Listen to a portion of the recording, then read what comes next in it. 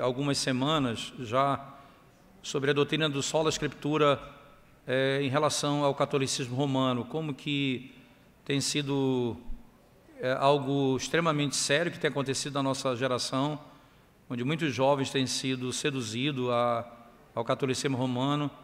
Então nós resolvemos trabalhar esse tema por um período onde nós vamos lidar com esses assuntos à luz das Escrituras e à luz da história também, ok? A segunda carta de Pedro, capítulo 1, verso 19 até o verso 21. Esse é outro texto, irmãos, que é extremamente mal utilizado pelos romanistas, né, no que diz respeito à interpretação das Sagradas Escrituras. Segunda carta de Pedro, capítulo 1, verso 19 a 21, diz assim: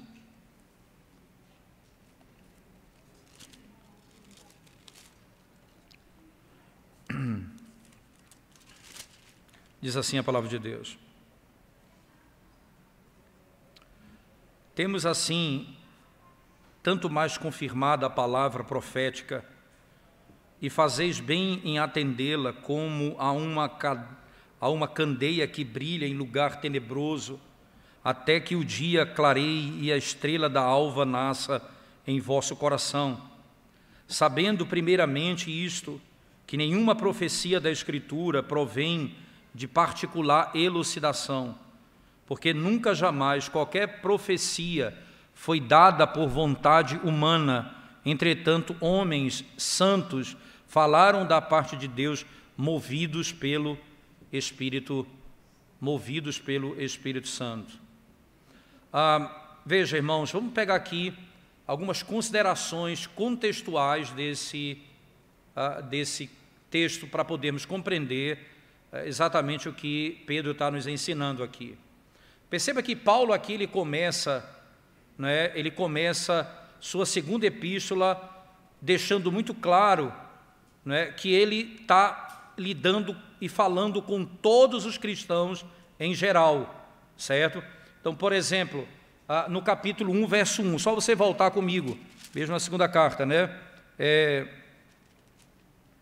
Simão Pedro, servo e apóstolo de Jesus Cristo, aos que conosco obtiveram fé igualmente preciosa na justiça do nosso Deus e Salvador Jesus Cristo. Veja, aqueles que obtiveram como nós essa fé preciosa. Então, a linguagem agora do capítulo 3, verso 1, não desmarque seu texto, por favor. 2 Pedro 3, 1 diz assim: amados, esta é agora a segunda epístola que vos escrevo. Em ambas procuro despertar com lembranças a vossa mente esclarecida. Ele chama de amados. Agora eu escrevo essa segunda epístola, não é? O que ele está dizendo? Ele está dizendo: eu tô falando com a mesma audiência da primeira. Então, se ele está falando isso na segunda epístola, então ele está se dirigindo à mesma audiência na primeira epístola também. Me parece isso óbvio no texto, certo? Então, os seus leitores aqui, intencionados, quem são eles? Eles tinham sido espalhados, por todo canto, certo? Mais ou menos por quase toda a parte do mundo civilizado daquela época. E é claro que a partir dessas circunstâncias, certo, descritas tanto na epístola do capítulo, tanto na primeira quanto na segunda epístola, certo, que Pedro estava escrevendo aos cristãos que, irmãos, não eram, veja só, não eram estranhos, eles não eram estranhos, certo, às dificuldades e às lutas que eles passavam. Então, o que Pedro, e aqui ele se dirige, eles são conscientes daquilo que os apóstolos têm passado, e Pedro sabe também o que está acontecendo com eles. O que Pedro escreve? Ele escreve para confortar, para encorajar e para fortalecer a igreja que está passando por esse tempo em que ela foi espalhada por toda a terra. E que Pedro vai fazer? Ele vai exortá-los a crescer espiritualmente, certo? frutificando espiritualmente, na medida em que eles perseguem, na medida que eles buscam o conhecimento experimental do Senhor Jesus Cristo. O conhecimento experimental do Senhor Jesus Cristo. Veja, irmãos, ainda no mesmo capítulo, vamos lá deixa eu pegar aqui só um momento, capítulo 1, 1 Pedro 1, vamos pegar versos 5 a 8, por favor. 2 Pedro, melhor dizendo, vamos lá, 2 Pedro, capítulo 1, vamos pegar aqui, versículos 5 a 8, não é? Ele diz assim: Por isso mesmo, vós reunindo toda a vossa diligência, associai com a vossa fé a virtude, com a virtude o conhecimento, com o conhecimento o domínio próprio, com o domínio próprio a perseverança, com a perseverança a piedade, com a piedade a fraternidade, com a fraternidade o amor. Porque estas coisas, existindo em vós e em vós aumentando, fazem com que não sejais nem inativos, nem infrutuosos no pleno conhecimento de nosso Senhor Jesus Cristo. Agora veja o verso 10. Por isso, irmãos, procurai com diligência cada vez maior confirmar a vossa vocação e eleição, porquanto procedendo assim não tropeçareis em tempo algum. Não tropeçareis em tempo algum. Ora, se você for ainda no versos 12 até o verso 15, veja bem o que é que ele diz.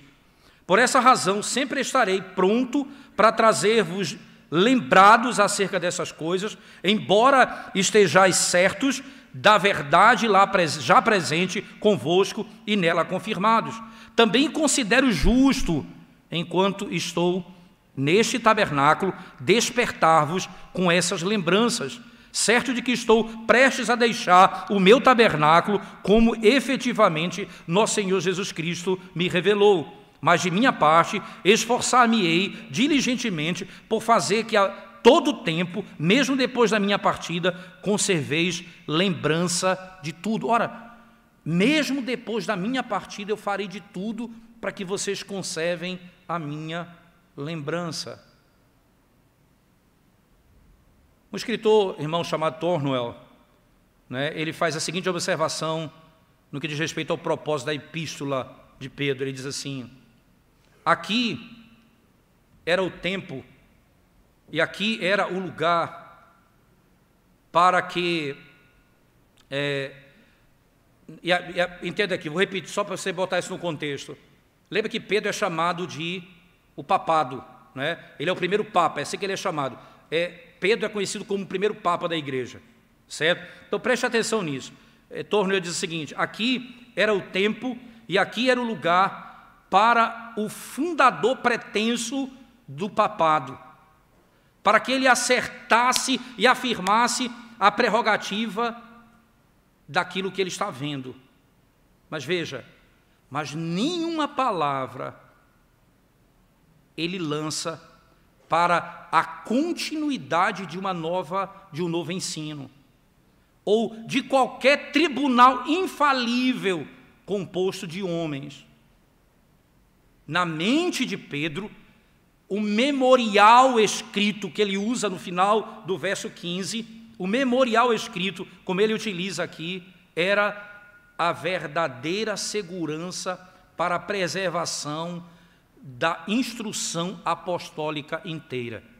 Veja só, irmãos, ele diz, a memória escrita era aquilo que serviria para a preservação de todo o ensino dos apóstolos.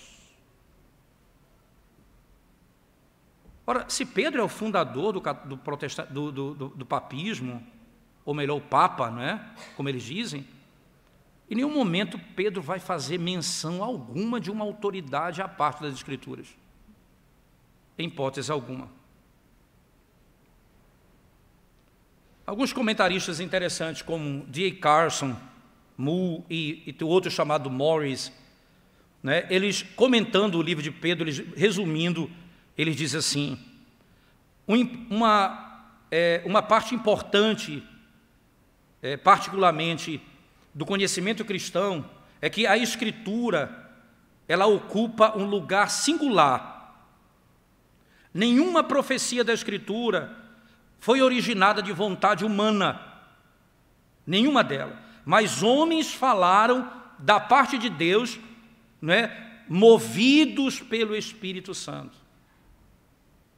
Nunca a Escritura tem autoridade, ou nunca a igreja foi colocada ou convidada a confiar em algum lugar ou outra fonte de autoridade que não a própria Escritura. Ora, você olha para o texto que nós acabamos de ler, de 2 Pedro capítulo 1, verso 19 a 21, que é o texto-chave nosso. Você olha para esse texto e diz, você não vai encontrar nada acerca da igreja. Fala acerca do que Deus fez por seu Espírito Santo. O escritor aqui está afirmando a origem divina da Escritura do Antigo Testamento. Claramente, Pedro, certo? Ele está dizendo o seguinte, ele não está dizendo, olha, eu estou levantando a igreja acima da própria ou no lugar das Escrituras sagradas. Ele está estabelecendo a Escritura como ponto central para a igreja. Eles não colocam a igreja como aquela que tem autoridade acima do próprio texto. E ainda seguindo esses mesmos comentaristas, ele diz o seguinte, concordamos com isto, de que ele, Pedro, repetidamente chama os seus leitores para trazer a memória, para lembrar. Toda a carta é uma lembrança para eles. Vou repetir, vamos lá para o capítulo 3 de 2 Pedro, verso 1, 3:1. Amados, esta é agora a segunda epístola que vos escrevo. Em ambas procuro despertar o quê?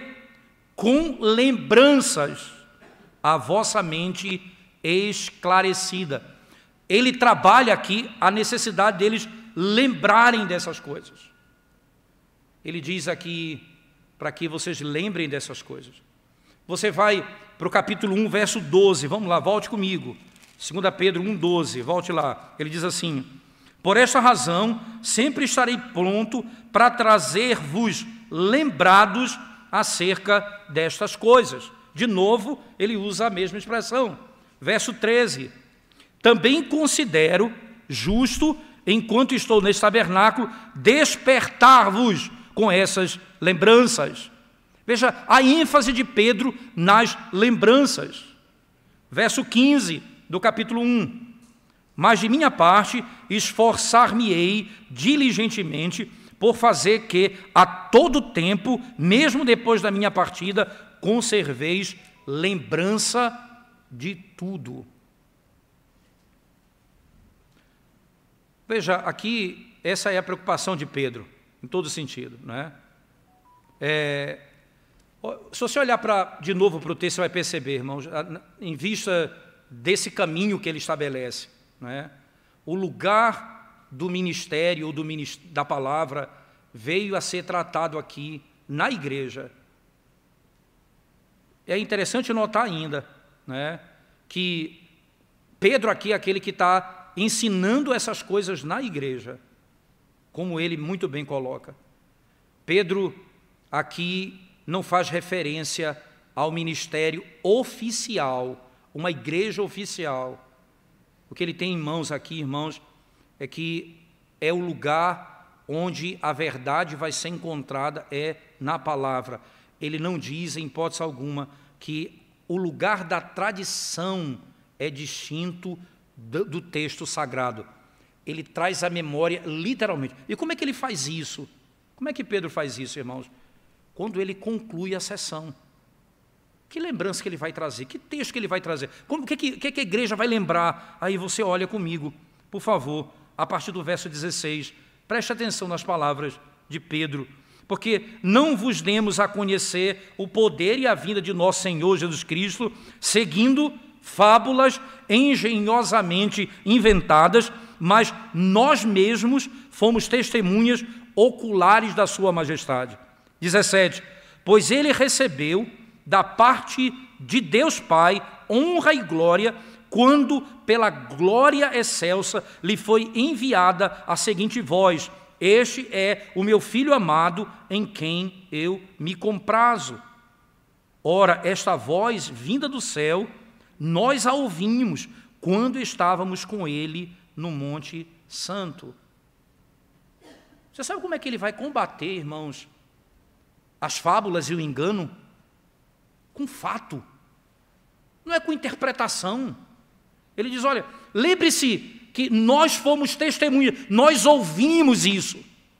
O que Deus falou, o que foi falado pelo próprio Deus, não é invenção nossa.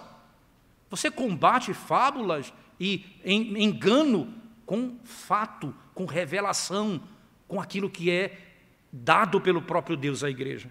É o que Pedro faz aqui no texto, literalmente, né? Ora, e o que ele está combatendo, irmãos? Ele está contrastando a maneira enganosa dos falsos mestres com a maneira de Deus lidar com a igreja. Ele coloca aqui o testemunho contra as palavras de engano, né? Aqueles que vão se levantar na igreja do Senhor. Você vai ver no capítulo 2, verso 3 da segunda carta, ele diz assim: também movidos por avareza, farão comércio de vós com palavras fictícias. Para eles o juízo lavrado a longo tempo não tarda, e a sua destruição não dorme. E aí, qual é o grande foco? É o que vem no verso 20 e 21. Sabendo primeiramente isto, que nenhuma profecia da Escritura provém de particular ilustração. Veja, ele está combatendo aqueles que fazem engenhosamente interpretações e falácias da Escritura.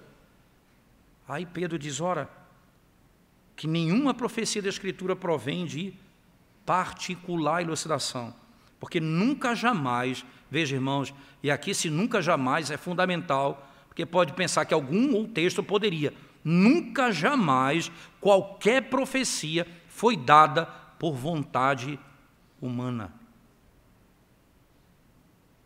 Nunca jamais foi dada por vontade humana. A palavra é, ao invés do catolicismo ou dos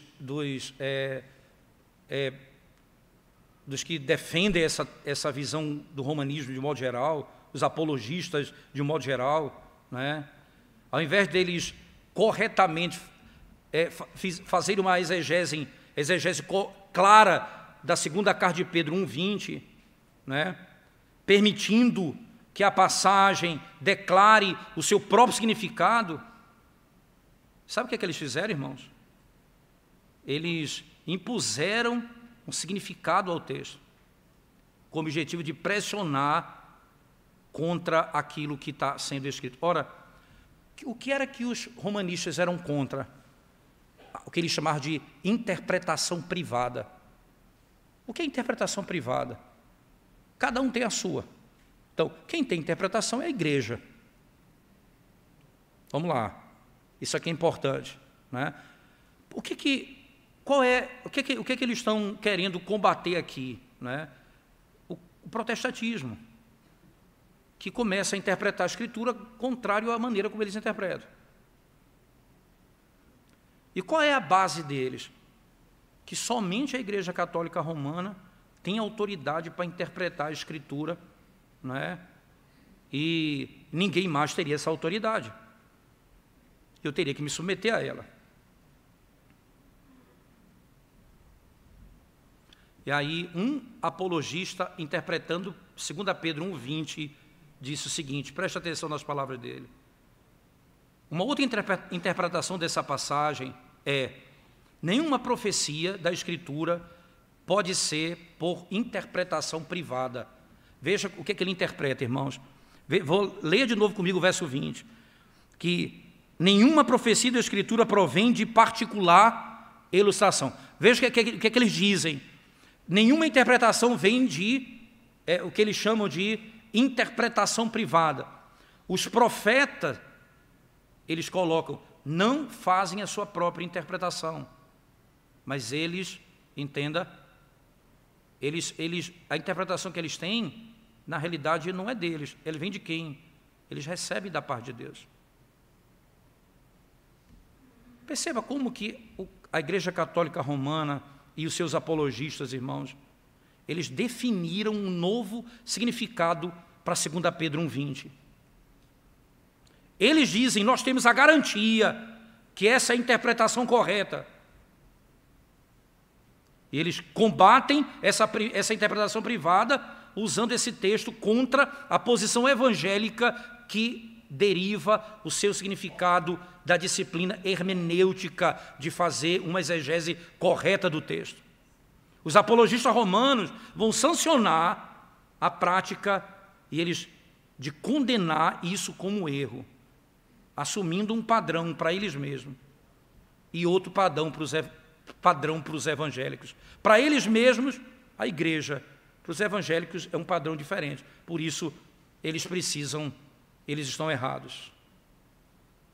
Vamos voltar para o texto de novo e ver o que significa de fato essa particular elucidação.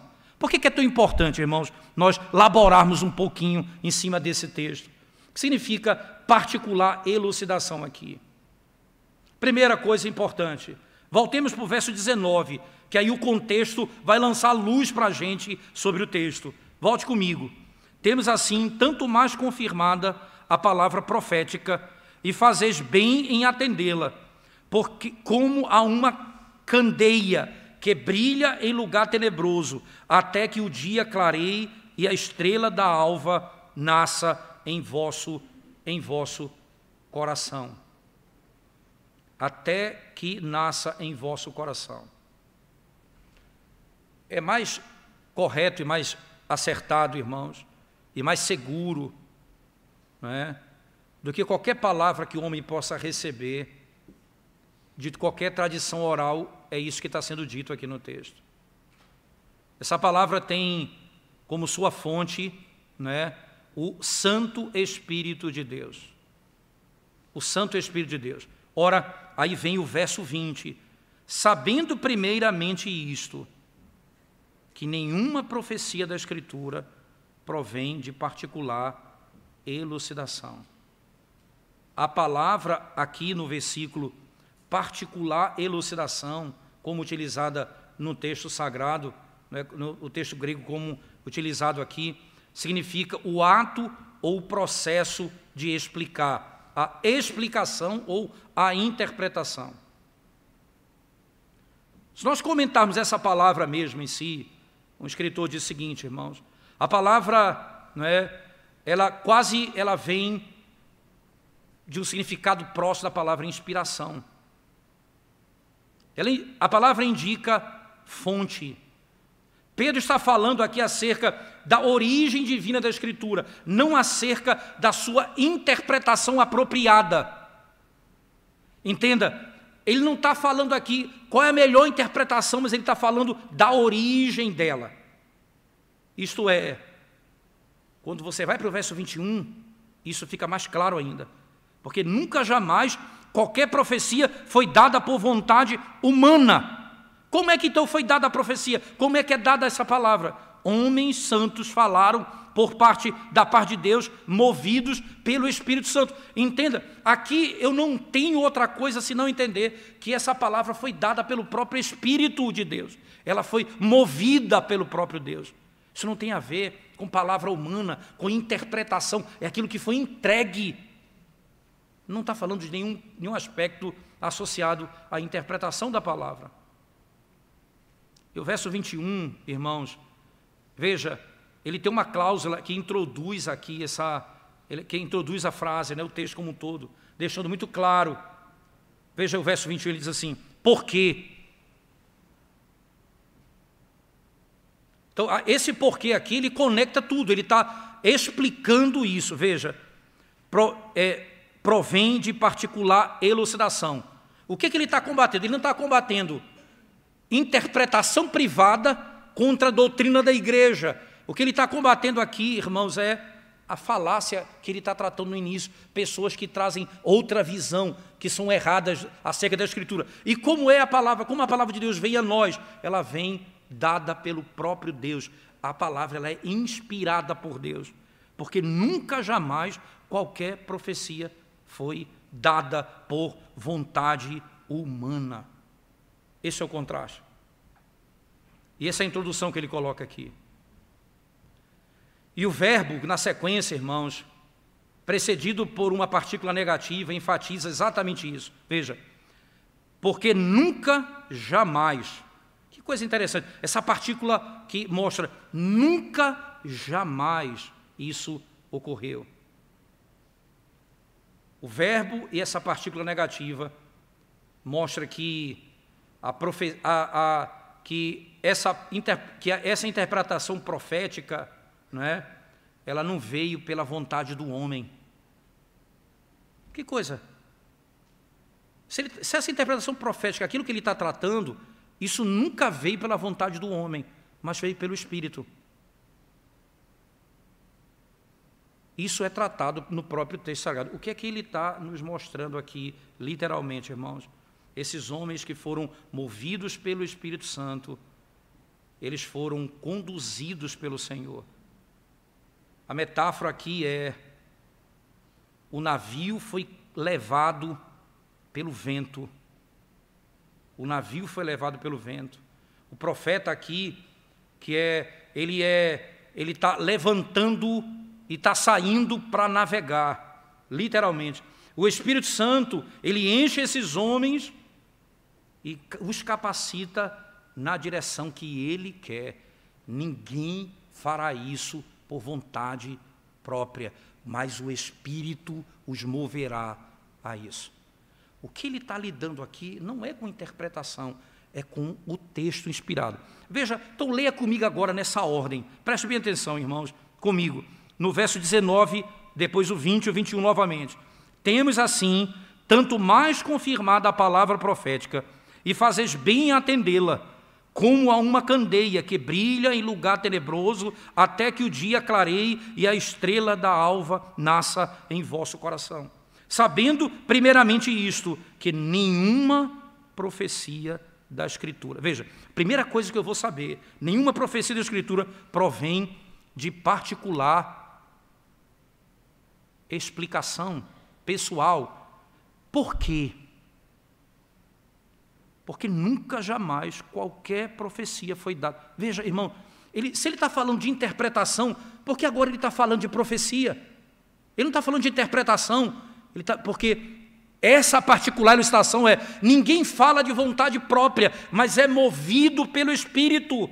Então, essa palavra ela é inspirada por Deus, ela não veio do próprio homem. A discussão aqui não é na capacidade pessoal de interpretar, mas é a palavra que nos chegou vinda do próprio Espírito de Deus.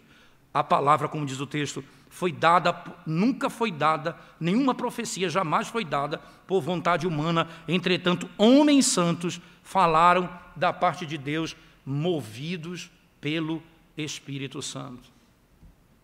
Nós temos certeza acerca da Escritura, irmãos, que ela é inspirada, né?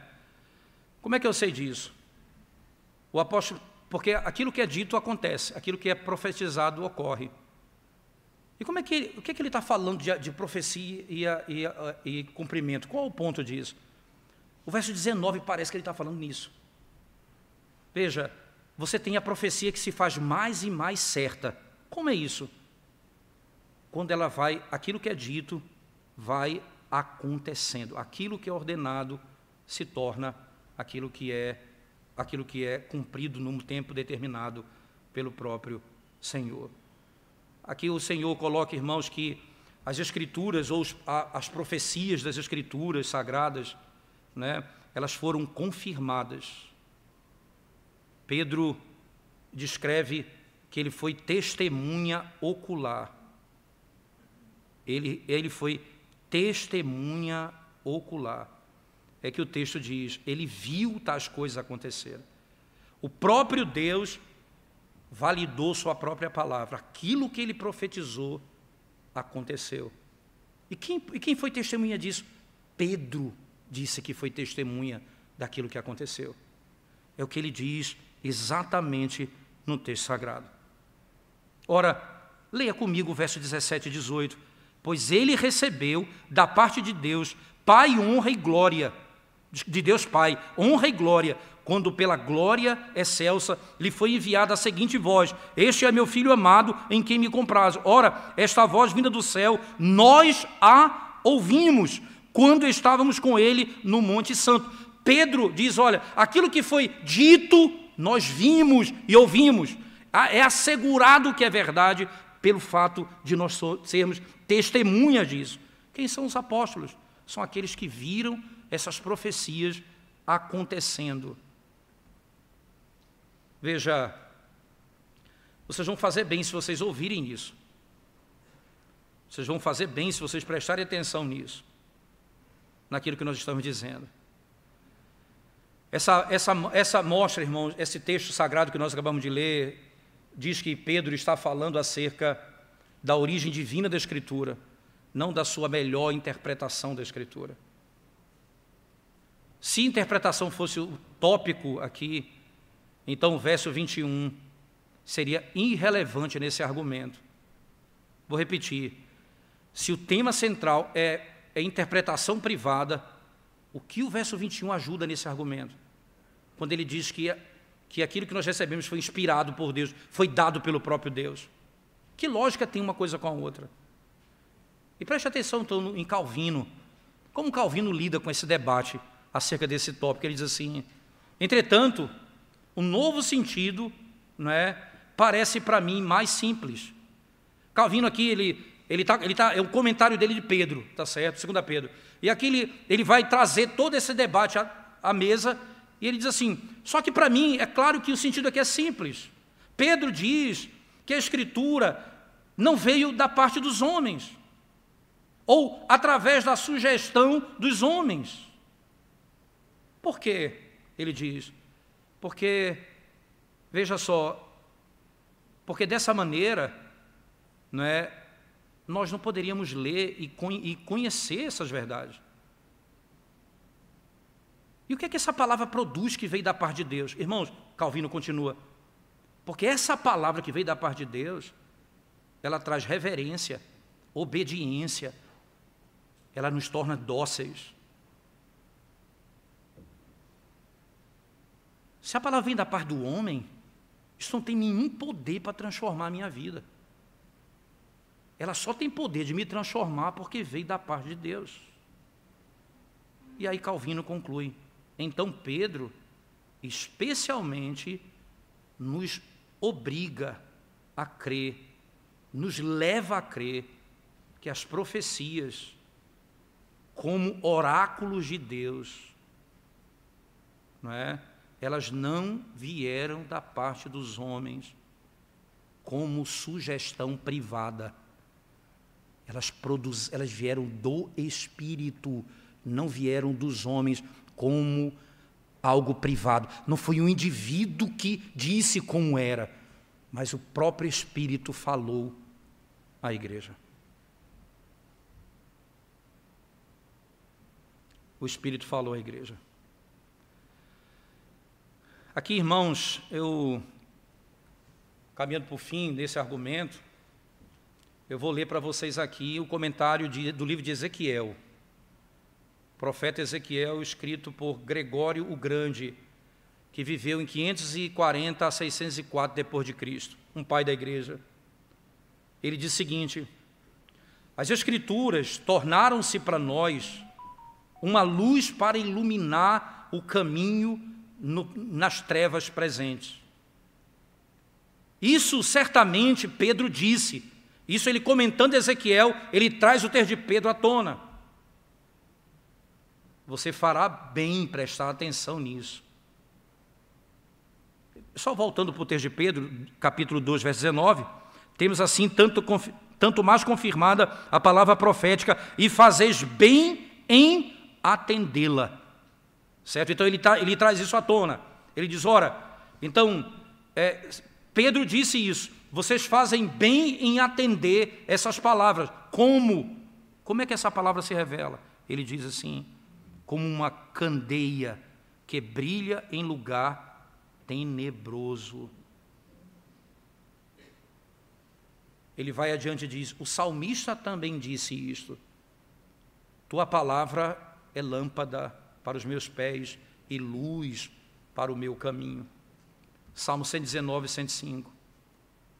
Entretanto, nós sabemos que a nossa própria luz, ela é trevas, a menos que a verdade ilumine o nosso caminho e a nossa mente. Ele volta, novamente o salmista diz: o Senhor, meu Deus, ilumina as minhas trevas. Salmo 18, 28.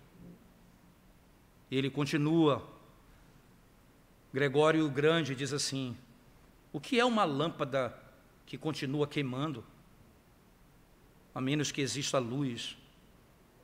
Mas a luz criada não brilha em nós, a menos que ela seja, veja, a menos que ela seja iluminada por uma luz que não foi criada. Vou repetir. O que é uma lâmpada que o salmista descreve se ela não der luz? O que é uma lâmpada se ela não conceder luz? E aí ele continua: mas a luz criada, ela não brilha em nós, a não ser que ela proceda de uma luz não criada. Por isso, entretanto, o Todo-Poderoso nos concedeu as Santas Escrituras para a nossa salvação e abriu essas Escrituras para nós, para que elas se tornassem efetivas na nossa redenção. E nós vamos entendê-la, e o Espírito de vida nos conduzirá. Veja, irmãos, na lógica se Deus não nos desse a palavra, nós viveríamos nas trevas. E ele tá aqui lidando com o texto de Pedro, que diz assim: olha, temos assim tanto mais confirmada a palavra profética, e fazei bem atendê-la, como uma candeia que brilha em lugar tenebroso. E como é que funciona isso? Até que o dia clareie e a estrela da alva nasça em vosso coração.